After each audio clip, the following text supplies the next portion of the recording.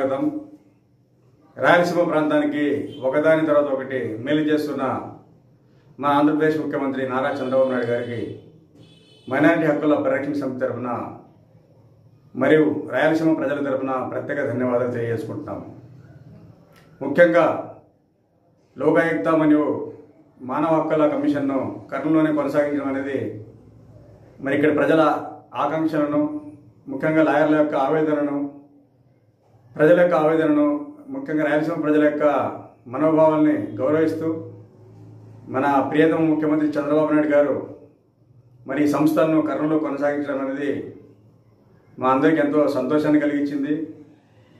అదేవిధంగా కర్నూలులో కూడా ఒక హైకోర్టు బెంచ్ ఏర్పాటు చేయాలని అసెంబ్లీలో తీర్మానం చేయడము, దీనికి వేగంగా పనులు జరగడం అనేది చాలా సంతోషించదగ్గ విషయం, హర్షించదగ్గ విషయం.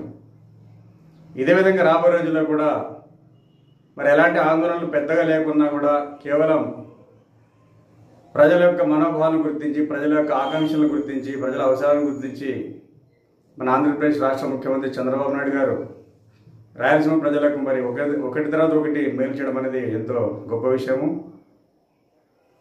ఆయన యొక్క 16 సంవత్సరాల ముఖ్యమంత్రి పదవి అనుభవము, అదేవిధంగా 47 సంవత్సరాల రాజకీయ అనుభవము రంగరించి మరి రాయలసీమ ప్రాంతానికి కరువు మరి వెనుకబడిన రాయలసీమ ప్రాంతానికి ఖచ్చితంగా ఆయన ప్రణాళికబద్ధంగా అభివృద్ధి చేస్తానని, రాబోయే రోజుల్లో ఇదే విధంగా కొనసాగినట్లయితే మరి చంద్రబాబు నాయుడు గారి పాలనలో రాయలసీమ రతనాలసీమగా మారుతుందనడంలో అతిశయోక్తి లేదు. అదేవిధంగా చూసుకున్నట్లయితే మరి రాయలసీమలో చాలా గొప్ప విషయం ఏమంటే ఈ యొక్క ఫ్యాక్షన్ జోన్ అనే కప్పట్రాల ప్రాంతంలో దేవరకొండ మండలంలో మరి గత సర్కారు కాసులో కక్కుర్తిపడి యూరేనియం తవ్వకాలకు అనుమతి ఇవ్వడం జరిగింది.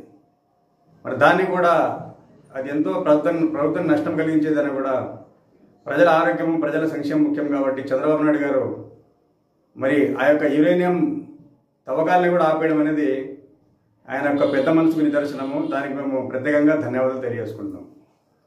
మరి ఇదే విధంగా రాబోయే రోజుల్లో కూడా ప్రజల మనోభావాల ప్రకారం ప్రజల అవసరాలను గుర్తించి మరి తన అనుభవంతో రాయలసీమను సస్యశ్యామలం చేయాలని చెప్పి యువతకు ఉద్యోగాలు, ఉపాధి, మరి ప్రజలకు వైద్యం, ఇలా అనేక రంగాల్లో రాయలసీమ ప్రజలు వెనుకబడినారు కాబట్టి ఖచ్చితంగా వాటన్నింటిపై దృష్టి నిలిపి రాయలసీమ డెవలప్ చేయాలని చెప్పి మైనారిటీ హక్కుల పరిరక్షణ సమితి తరఫున మరి ముఖ్యమంత్రి చంద్రబాబు నాయుడు గారికి, అదేవిధంగా